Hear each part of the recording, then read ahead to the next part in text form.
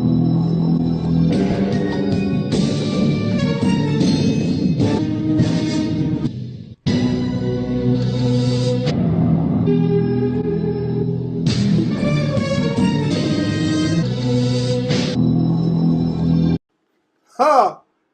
mes sœurs, aujourd'hui Dieu m'a mené, comme par hasard, il n'y a pas de hasard avec Dieu, il n'y a pas de coïncidence.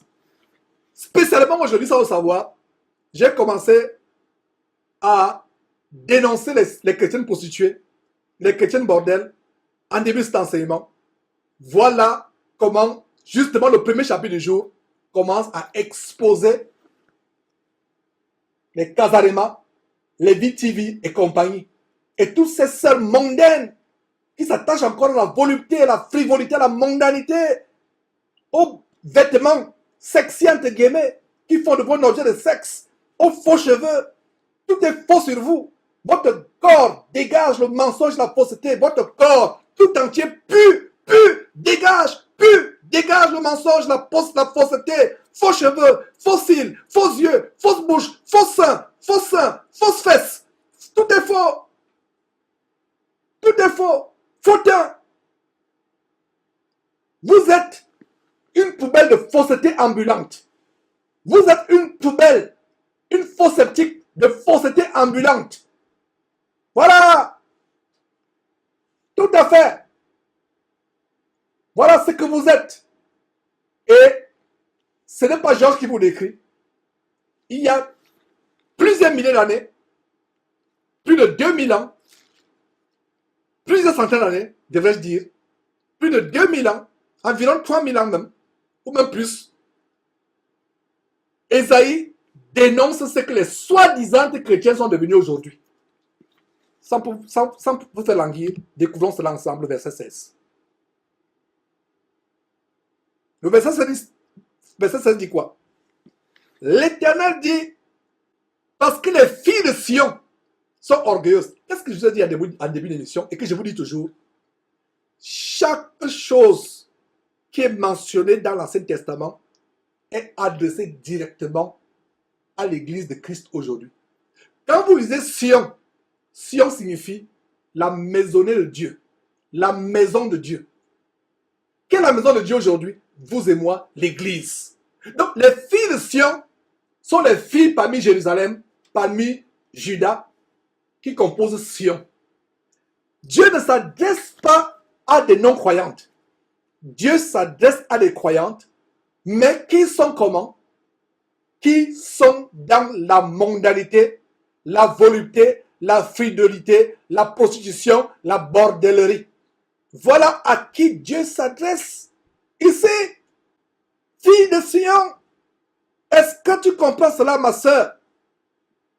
Si tu n'avais pas compris, souligne Sion. Il ne s'agit pas des Moabites. Il ne s'agit pas des Égyptiennes. Et il ne s'agit pas des femmes philistines. Il s'agit de quelles femmes? Il s'agit pas des femmes sunamites.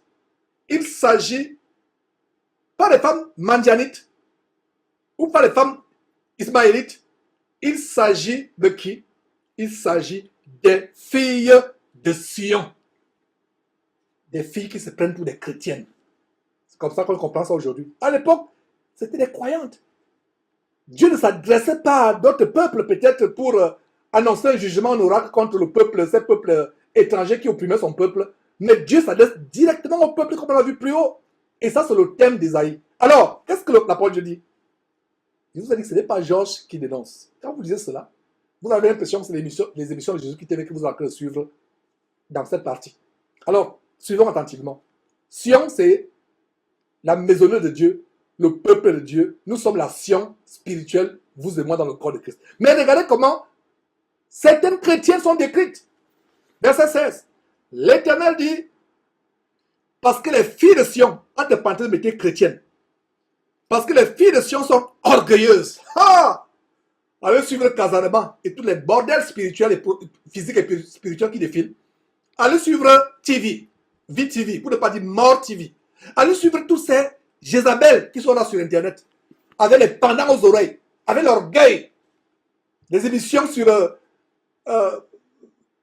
une émission sur Casarama où ces Congolaises sont venues pour vouloir faire une conspiration contre Georges, montrer comment elles justifient, sans aucun verset biblique, mais avec la rébellion, comment elles justifient leur mondanité. Il y a même une qui est venue avec ses cheveux, ses faux cheveux, qu'elle balance à gauche, à droite, se vantant.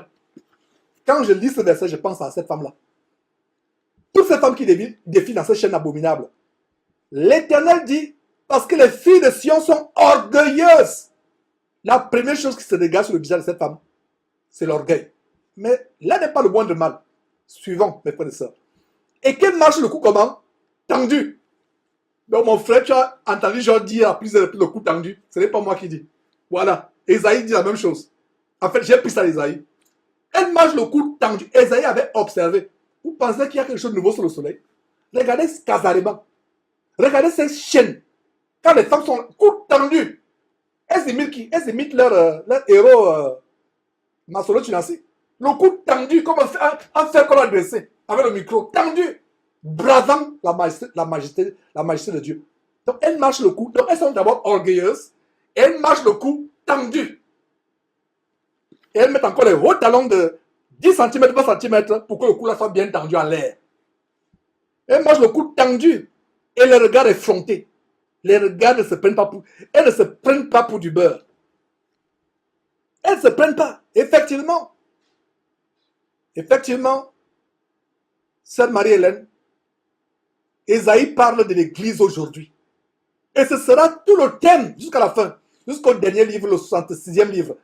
Esaïe décrit, met à nu l'Église d'aujourd'hui. Esaïe met à nu l'Église d'aujourd'hui. Avec une exactitude et une précision extraordinairement incroyable. Incroyable. C'est terrible. Regardez. Le verset dit quoi? Elle marche le cou tendu. Il y a d'autres. Quand elle va à ICC dimanche, elle préfère arriver en retard. Elle a mis son parfum poison numéro 4. Et en réalité, c'est un véritable poison physiquement et spirituellement, elle ne sait pas. Mais elle met poison. Elle met poison numéro 4. Elle s'habille là, au talon. Elle entre avec sa petite pochette là, le cou tendu comme si elle est dans un bal mondain. Mais c'est dimanche, soi-disant. Elle bat et tout le monde se retourne. Et il y a des sœurs qui m'ont dit, Georges, quand j'écoute ça, et quand je regarde en arrière, moi je faisais cela, je m'habillais très bien, j'arrivais en retard exprès. Des fois, même si je suis arrivé, j'ai dit au chauffeur au taxi de garer encore au parking là. Je gare, j'attends que tout le monde entre. Quand tout le monde entre, je peux dire au chauffeur au taxi, maintenant que tu peux repartir, j'entre maintenant, j'entre, pour que tout le monde me regarde. Le cou tendu, les regards effrontés. Parce qu'elles vont à petits pas. Tu as l'impression que c'est les chats qui se déplacent. C'est les chats qui se déplacent. Oh là là, la parole de Dieu a tout. Je ne sais pas s'il y a un verset dur dans la Bible comme... C'est pas un passage dur comme ce passage contre les fausses en Christ, contre les fausses chrétiennes. Je ne sais pas s'il y a un passage dur dans la Bible. Elle marche là, mais pas de velours. Les petits pas. Quand on était petits, on était jeunes, tourmentés, on disait, elle marche comme si elle ne touche pas le sol. Et nous vivions dans les sous-quartiers, les bidonvilles où il y a plein de boue. Mais quand vous voyez elle marche là, vous marchez, vous passez par là, vos chaussures sont boueuses. Mais quand je regarde en arrière, je me demandais comment ces filles du quartier tellement vaniteuses, mondaines, effrontées, comment elles marchaient. Quand elles marchent, la manière par laquelle elles esquivent les flaques d'eau, les flaques de boue, elle arrive, la chaussure n'est pas sale. Mais quand vous passez par là, vous vous salissez, vous avez pris le même chemin. Voici la révélation. En regardant en arrière, je me dis, Georges, tu ne marchais pas comme elle. Elle marchait comme les filles de Sion. Le cou tendu, le regard effronté, petit pas. Toi, tu marches, tu balances tes pieds, tu arrives. Mais elle marche comme des petits pas. Le chat n'aime pas l'eau. Donc, quand un chat traverse une cour où il y a des flaques d'eau, regardez, observez bien. Voilà comment les fausses en Christ, les fausses chrétiennes font aujourd'hui. À petits pas.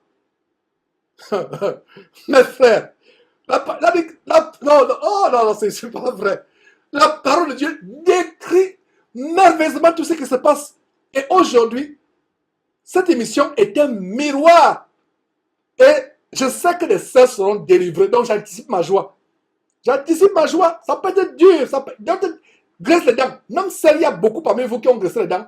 Mais après, m'ont dit, Georges, je ne veux plus lutter contre la vérité. C'est vrai. J'abandonne, je jette l'éponge. On ne peut pas... Ce que tu dis est tellement vrai parce que c'est la parole. Je me vois nu. J'ai eu un commentaire, quelqu'un qui dit, Georges, chaque fois que tu enseignes, j'ai l'impression que tu me dépluches comme une banane. J'ai l'impression que tu me déshabilles. J'ai l'impression que c'est ma vie, tu vois mon cœur. Et ce frère-là, il n'a pas tort. C'est la Bible qui nous déshabille, qui nous met nus. Tu penses que tu es habillé devant Dieu, tu es nu. Tu penses que ton cœur est caché.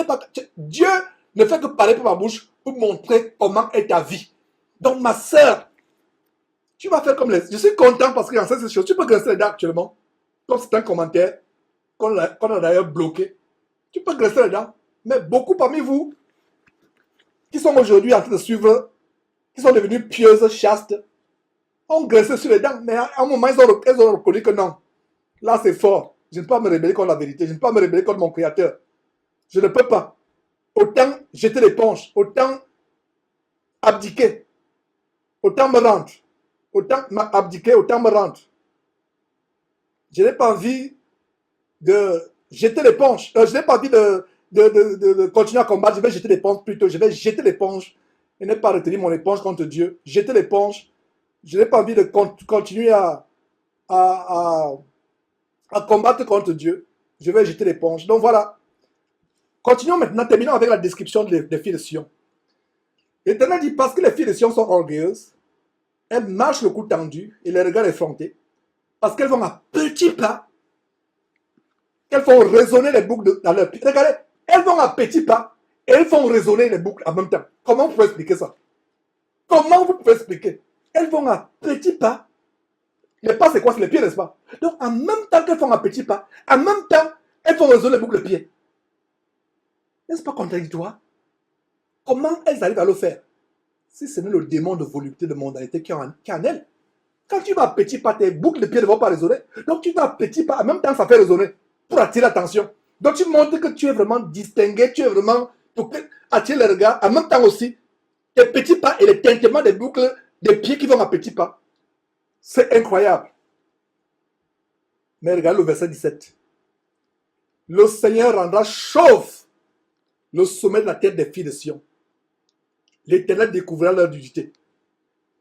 Aujourd'hui, quand tu t'habilles de manière sexy, tu penses que c'est toi-même qui veux t'habiller de manière sexy.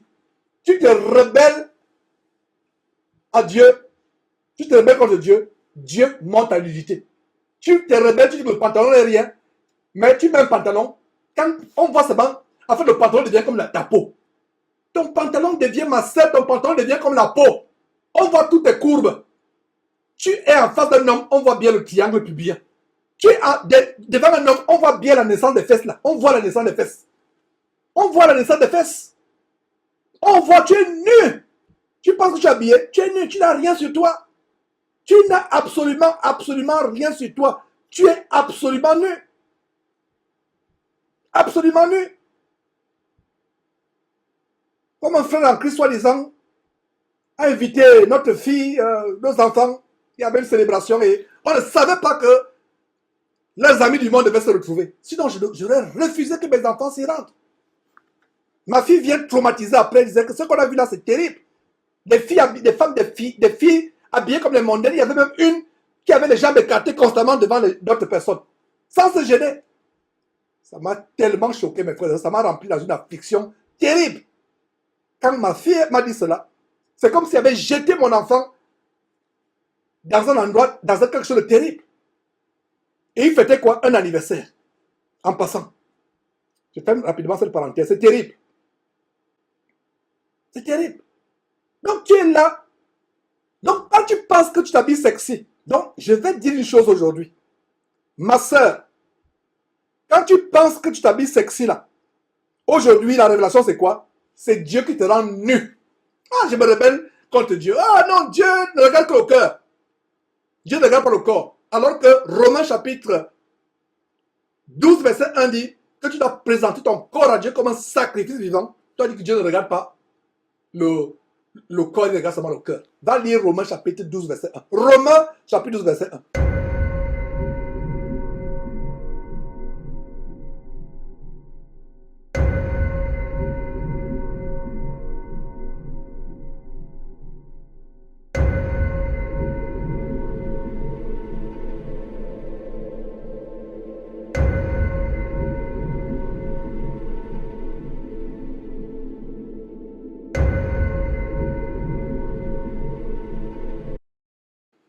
Dieu dit quoi?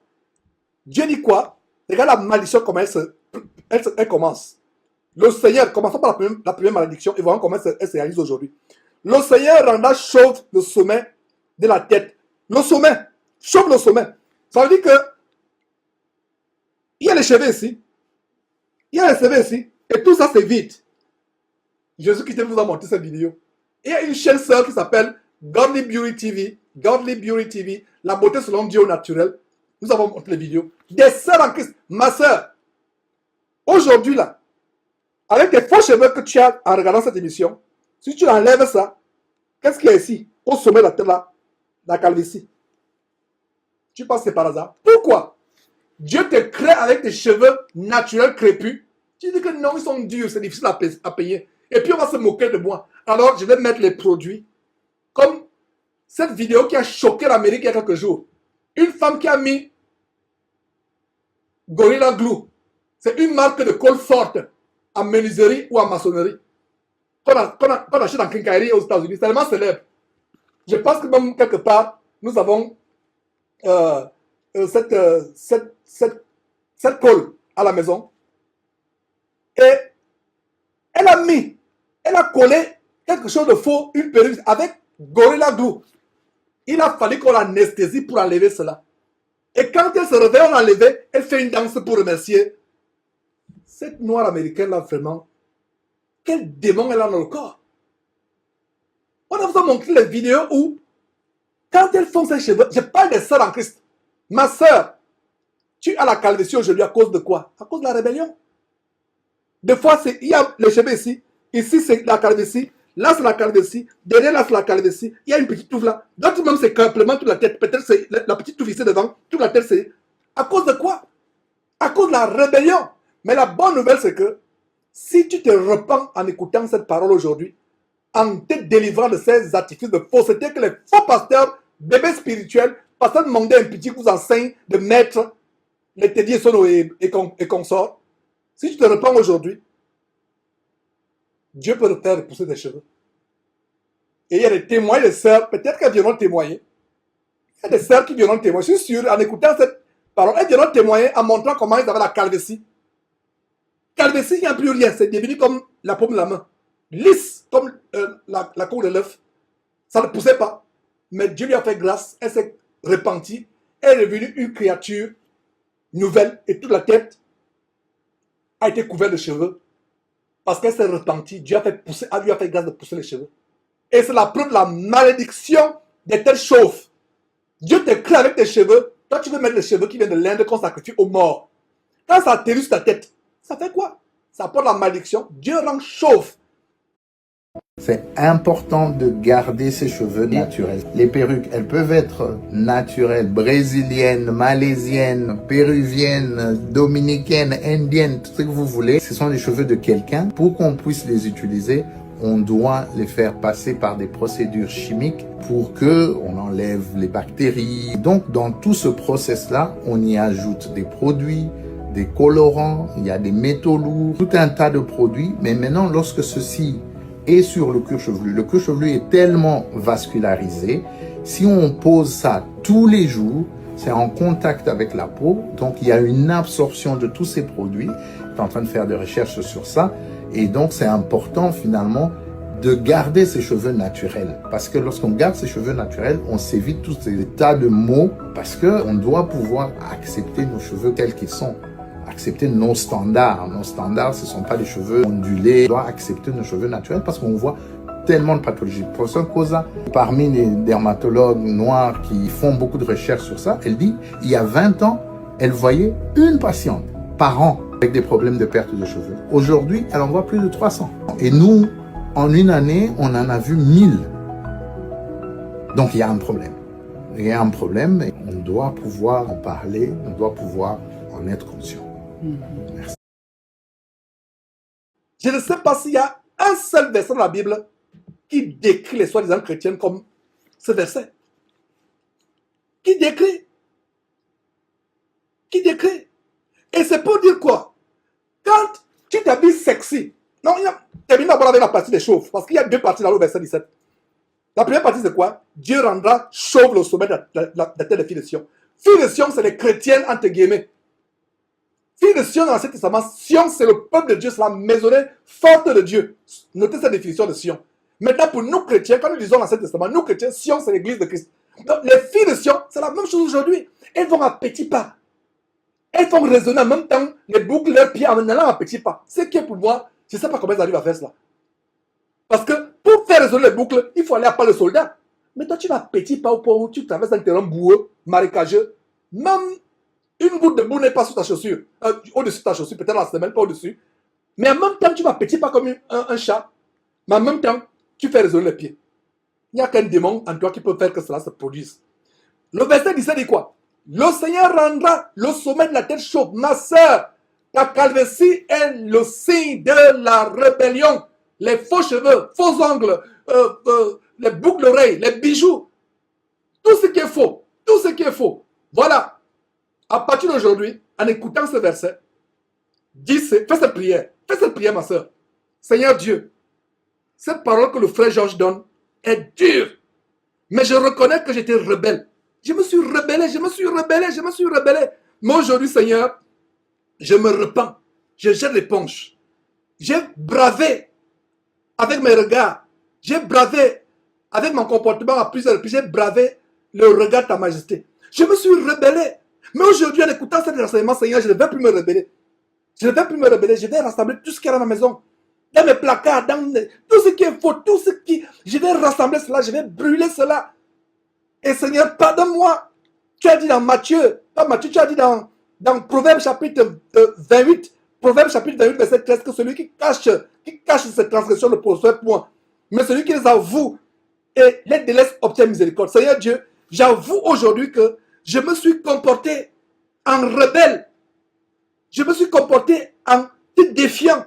Je ne peux pas te défier. Je me débarrasse de tout ce qui te déplaît, tout ce que tu es. Faux cheveux, c'est tout ce qui est faux dans mon corps, sur mon corps, dans ma vie, dans mes placards, sous mon lit, dans mes tiroirs, dans ma chambre, dans mes placards.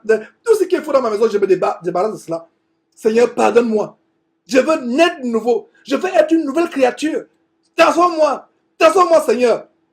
Ma soeur, commence à prier. Au fur et à mesure que tu pries, les paroles vont sortir même sans t'en rendre compte. Et sans t'en rendre compte, les larmes vont commencer à sortir. Tu commences à pleurer. La repentance se produit. Tu commences à être transformé, changé. Et la paix commence à entrer dans ton cœur. Toi qui avais les cauchemars toutes les nuits. Toi qui avais des problèmes pour dormir. Manque d'appétit, manque de sommeil, soucis. Tu commences à avoir la paix. La sanctification commence à entrer. La rébellion à ton mari qui était ton problème numéro 1, tu commences à voir comment ça part. La calvitie que tu avais sur la tête, après 6 mois, après 1 an, après 2 ans, même 3 ans, ça ne va pas venir sur le champ. Les fruits du péché sont là. Ça peut venir sur le champ, mais ça va venir même après 5 ans. Mais les années après, quand tu montes les cheveux, ta tête qui avait une calvitie abominable, honteuse, avec laquelle tu te couvrais, mais tu montes aujourd'hui des beaux cheveux naturels, noirs, bien soignés, avec les produits naturels que la sœur Conforte, mon épouse, a montré, le bain de qualité, des choses naturelles qui ne coûtent même rien. Parce qu'elle me disait la dernière fois, vraiment, j'avais fait cette vidéo avec des produits assez chers. Je me suis rendu compte qu'en fait, on peut encore faire une autre version avec des produits aussi simples que ça. Le beurre de qualité, le beurre d'amande douce, l'huile de coco, même l'huile de palmiste. Tu mets, tu pries Dieu. Si tu sais parler en langue, si tu as le, pas que tu sais, je corrige, si tu as le don de parler en langue, parce que c'est comme si tu as appris, non. Je corrige. Donc si tu as le don de parler en langue même, tu te mets à parler en langue en faisant tes cheveux, tu pries Dieu, même si tu ne sais pas parler en langue, tu chantes le cantique pendant que tu fais les cheveux. Et tu vois que la calvitie qui était sur ta tête, qui faisait que ton mari, incroyant, se moque de toi, il va dire, waouh, donc tu avais des beaux cheveux comme cela. Donc sois consolé par ces paroles. Dieu peut restaurer ce qui a été abîmé dans ton cœur, dans ton corps, par ta rébellion. Dieu peut restaurer cela. Je ne peux pas finir, mes frères, ces paroles dures, sans apporter ce baume dans ton cœur. Donc, mon frère Georges, ton frère Georges qui je suis, n'est pas là pour te froisser, pour te faire sentir mal. Non. Je vais te tenir par la main, ma soeur, pour qu'on détruise ce péché qui opprime ta vie.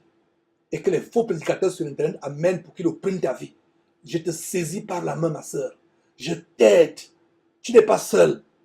Tu n'es pas seul. Tu n'es pas seul. Oh là là. Oh là là, ma soeur. Tu n'es pas seul. Je te tiens par la main. Je te tiens par la main, ma soeur. Nous allons détruire ce démon, ce péché. N'oublie pas. 62 fois dans le livre d'Ésaïe, l'expression l'éternel des armées. Dis à l'éternel des armées, éternel des armées, viens avec ton armée dans ma vie afin de détruire tout ce qui m'attache dans le monde, tout ce qui m'attache dans la frivolité, la mondanité, dans la bordellerie, la prostitution, dans la volupté. Délivre-moi avec ton armée. Délivre-moi du péché. Délivre-moi du péché, éternel des armées. Oh, éternel des armées, s'il te plaît, délivre-moi. Délivre-moi. Fais-moi grâce d'être délivré. Délivre-moi, éternel des armées. Et tu vas voir comment Dieu va commencer à opérer des grandes choses dans ta vie. Des grandes choses. Dieu va commencer à te délivrer petit à petit. Dieu va faire des grandes choses. Donc, ma soeur, mon frère, voilà comment Dieu voudrait que tu sois délivré de ces choses. Tu sois délivré. Oh, ma soeur, ton frère Georges n'est pas là pour te froisser. Il n'est pas là pour te faire sentir mal. Je t'aime, ma soeur. C'est pour cela que je me prive de ce beau week-end de Houston. Je serais parti avec les enfants nous balader. Hein? Taper un bon petit restaurant quelque part. Se balader, les enfants comprennent que ce travail ne soit pas en vain, ma soeur. C'est parce que je t'aime. Il faut que tu sortes de ces voies de perdition. Il faut que tu sortes de ces voies d'égarement qui mènent en enfer. Oh, ma soeur. Et par la grâce de Dieu au ciel. Je ne sais pas si au ciel on va se rappeler ce qui se passe sur terre. Je ne sais pas. C'est des mystères que je ne maîtrise pas. Je n'aimerais même pas les maîtriser. Je laisse ce qui est à Dieu à Dieu.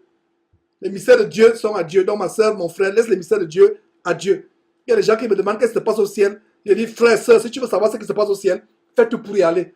Donc, je ne sais pas si on va se rappeler les choses de la terre étant au ciel. Et si on se rappelle de cela, tu m'embrasseras pour dire, oh, mon frère, je te remercie de ce qu'au ciel, je suis avec toi aujourd'hui. Je me dirigeais en enfer. J'étais détruit par l'amour du monde, la mondanité. Je pensais que tu étais dur. Mais je me rends compte que, comme les latins disaient, bene amat, bene castigat, ça signifie qui aime bien, châtie bien. Donc je me rends compte que, en fait, c'était un amour grand que tu as fait pour nous, fausses chrétiennes, afin que nous devenions de vraies chrétiennes. Ma soeur, sois consolée. Sois consolée, sois encouragée. C'est difficile de laisser le péché. J'en sais quelque chose. Mes frères, c'est difficile. Le péché, c'est notre plus grand ennemi. Il m'est arrivé plusieurs fois dans ma vie. J'ai lutté contre le péché. Est-ce que je suis délivré à 100%? C'est pour cela que la Bible dit nous avons un avocat auprès du Père, Jésus qui est le juste. Et notre sanctification est continuelle. Même nous qui sommes déjà fermés dans cette foi, dans cette marche, il arrive des fois nous avons des moments de faiblesse à cause du péché dans la chair. Sois consolé, ma soeur, je ne suis pas là pour te froisser, pour te faire sentir mal. Mais si je te froisse, si je te cause l'affliction, je ne m'en repentirai jamais. Parce que je sais que ça pourra t'amener à la repentance, à salut. Donc je ne devrais pas me repentir. Parce que si ça te froisse cet enseignement, ça te choque, ça te fait grincer les dents, je ne vais pas me repentir. Parce que si je me repens, ce n'est pas une bonne chose parce que c'est comme si je me repentais de la repentance que ça va te produire. Parce que je sais que ça te produira la repentance un jour. Peut-être pas aujourd'hui, mais ma prière c'est qu'après cet enseignement, tu te lèves, les larmes qui coulent de tes yeux, tu fonces sur le placard comme cette sœur dont j'ai posté la vidéo, qui coupait. Vous la voyez couper, elle dit, ah bon, vous les mèches pendant des années, vous les maintenez en enfer, ah bon, c'était ça, donc c'était les démons qui étaient derrière. Quand je regarde cette vidéo, quelle joie! Oh, mes frères et sœurs, quelle joie! Quand je regarde la vidéo de cette sœur. Et c'est la même joie que j'aurais si tu étais délivré de ces choses. Les filles de Sion, ça parle des sœurs en Christ. Oh, sœur! Continuons. Regardez. verset 17, le Seigneur rendra chauve le sommet de la tête des filles de Sion. L'Éternel découvrait leur nudité. Regardez, l'Éternel découvrait leur nudité. Ça se passe de deux manières. J'ai développé la première manière, à savoir que quand tu prends des jeans destroyer qui te font ressembler à un fou, le fou a les pantalons taillardés, mais aujourd'hui, des designers qui ont l'intelligence de tourmenter déchirent, font des vêtements de jeans déchirés et tu vas acheter ça. Et tellement cher, 100 000 francs CFA ou 200 euros, tu achètes un petit pantalon bidon qui a des déchirures. Et dans l'Ancien Testament, quand quelqu'un déchirait ses habits, c'était le signe d'une grande douleur dans l'âme. Donc, ces designers qui sont possédés par des démons, qui ont une douleur dans leur âme, ça se manifeste par quoi? Par les jeans découpés. Tu t'habilles maintenant comme une folle. Et on appelle ça jean destroyer. Tu poses la vidéo sur YouTube. Oh ma soeur, j'aime ton jean destroyer. Tu es tellement sexy. Toi aussi, tu réponds Amen. Oh. Tu réponds Amen à l'abomination. À l'abomination. Sors de ces choses. Sors de ces choses. Fuis ces choses. Donc, il y a la première partie d'exposer la nudité.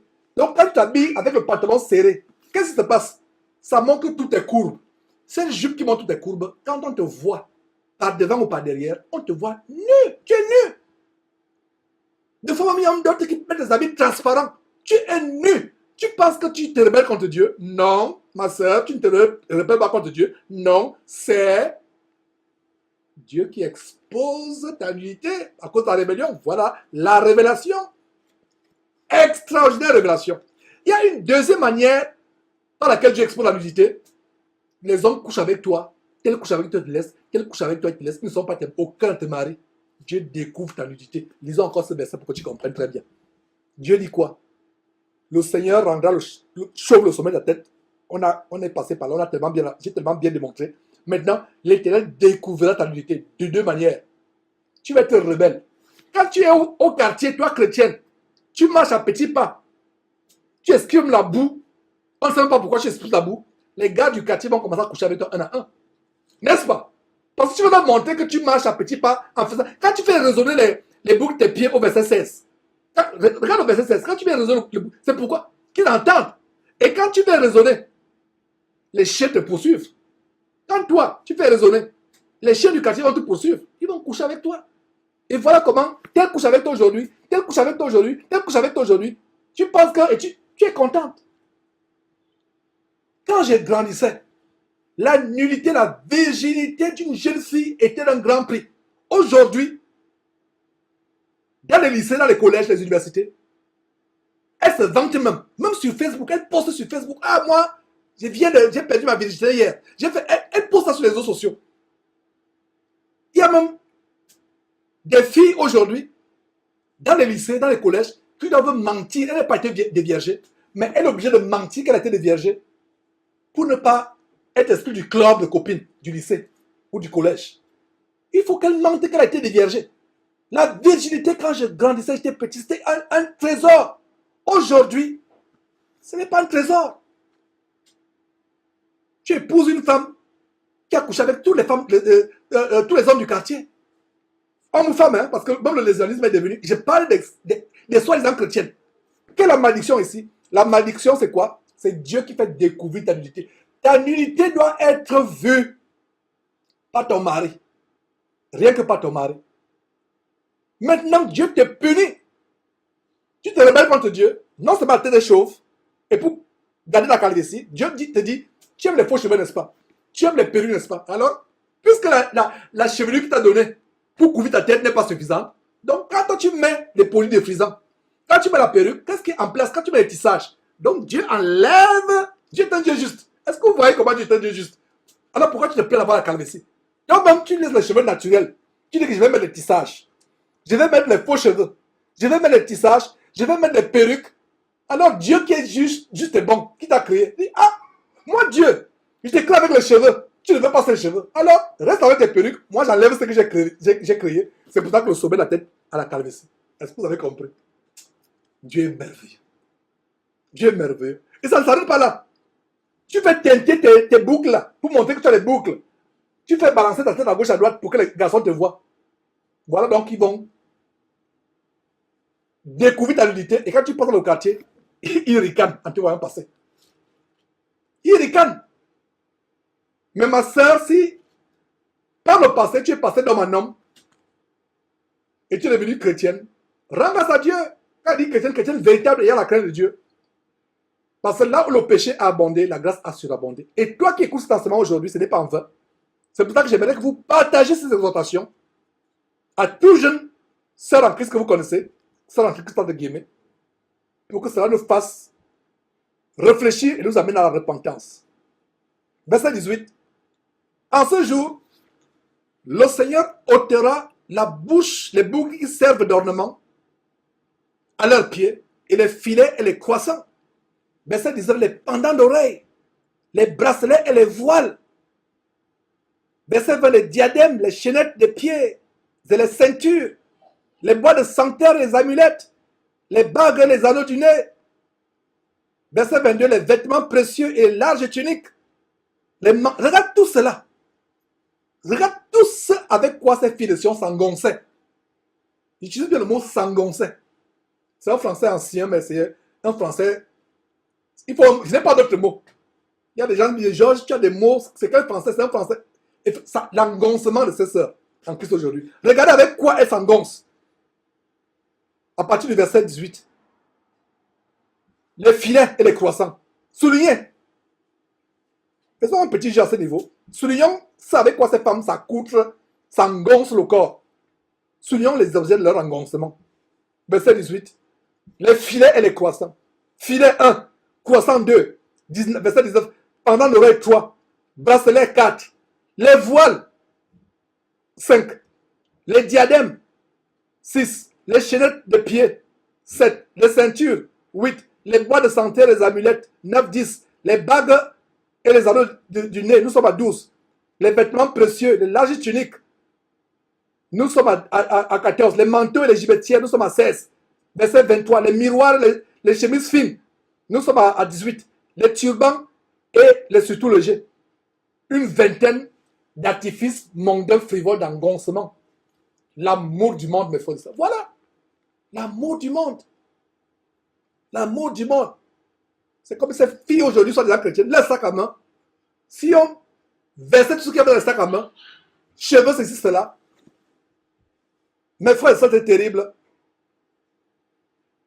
C'est terrible, mes frères. Si on versait leur sac à main,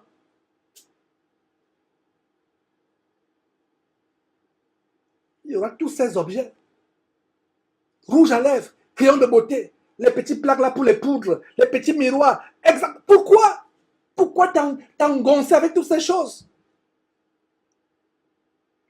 Regardez notre malédiction. On a vu au verset 17 certaines malédictions. La calvitie et le fait que quand elle passe, elle est nue. Et non seulement elle est nue quand elle passe, elle s'habille. C'est qu'il y a une malédiction, mais aussi tout le monde couche avec elle. Mais il y a aussi notre malédiction. Et que j'ai expérimenté ici à Houston, dans un projet, dans un grand procès dans lequel j'ai travaillé, où on poursuivait une grande maison pharmaceutique. Et dans ce procès, j'ai remarqué que 90 à 95% et même plus de femmes aux États-Unis souffrent du pourrissement de leur partie génitale. Et ça dégage une odeur malodorante, pestilentielle que le mari ne supporte pas. Est-ce que vous le saviez? Est-ce que vous le saviez? Elles sont là. C'est pour ça qu'elles ont besoin de mettre trop de parfum pour camoufler cela. Trop de parfum. Vous allez dans un supermarché, une femme passe devant vous, vous sentez un parfum, en même temps vous sentez un parfum, vous avez l'impression qu'en fond au dehors, pas en fond sonore, mais en fond au dehors, vous avez l'impression qu'il y a quelque chose en dessous. Vous dites, ok, peut-être c'est la marque du parfum. Voilà la révélation au verset. Au lieu de parfum, il y aura quoi? De l'infection. Au lieu de ceinture, une corde. Au lieu de cheveux bouclés, une tête chauve. Voilà, on revient sur la tête chauve. Maintenant, c'est carrément toute la tête qui est chauve. Au lieu de manteau, au lieu de large manteau, un sac étroit. Une marque flétissante au lieu de beauté. Marque flétissante, la pourriture. Quelque chose de nauséabond se dégage en elle. Il n'y a plus ces cheveux naturels, bouclés, crépus, jolis cheveux crépus que tu dois donner, toi, sœur africaine. C'est quoi? La tête chauve, carrément chauve. Il y a la marque flétissante. Et ce n'est plus la beauté. quand on te voit, après tous ces hommes qui sont passés sur toi, tu es devenu comme un distributeur automatique de billets. Tel homme passe, tel homme passe, tel homme passe. À 30 à 35 ans, on te regarde, tu es comme une vieille femme. Alors qu'une femme jeune qui se préserve, qui craint Dieu, comme Sarah, dont le Saint-Esprit voulait que vous imitiez, à 75 ans, elle surpassait de beauté toutes les Égyptiennes qui étaient pourtant expertes de produits cosmétiques. Donc, regardez mes frères et sœurs comment le verset continue. Une marque flétrissante au lieu de beauté.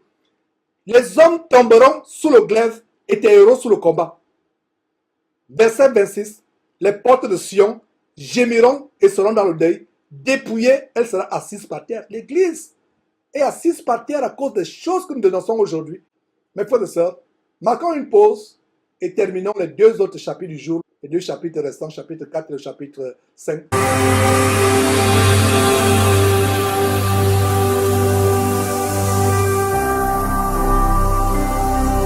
Jésus-Christ TV, vous connaîtrez la vérité et la vérité vous affranchira.